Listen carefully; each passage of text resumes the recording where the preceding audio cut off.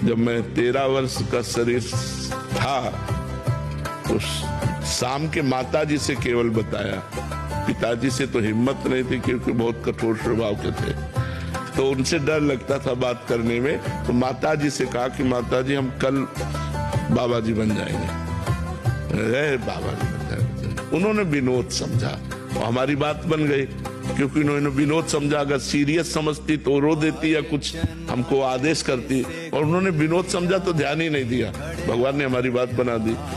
सब सो रहे थे, उठे, पिताजी को मानसिक प्रणाम किया, सैया पर थे, माताजी को प्रणाम किया, भाई बहनों को हाथ जोड़ा और एक छोटी सी गीता और एक चटाई और वो एक लोटा उतना लेकर बस वो घर से भागे।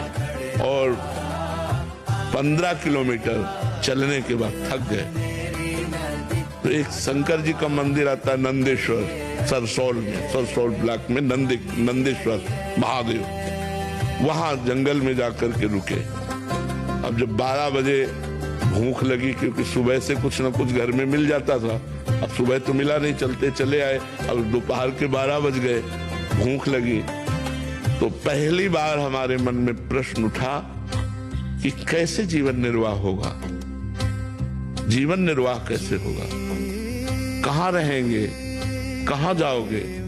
तुरंत हम कहा ये तो हमको परास्त कर देगा प्रश्न।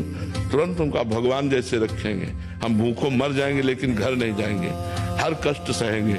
इतने में एक आदमी आ गया, उसने कहा बच्चा यहाँ एक सूर स्वामी रहते थे, जानते हो क्या? तो हम कहा हम यहाँ नए आए, हम जानते किसी को नहीं। तो कमंडल खोला और 1 लीटर दही होगा, मीठा दही होगा, तुम पी लो, अब हम वापस नहीं ले जाएंगे। उनके लिए लाए थे, वो है नहीं, तो आप पी लो। वो संत कहीं चले गए होंगे। तो हमें सकुच लगी, हम कहा हम क्यों पी ले?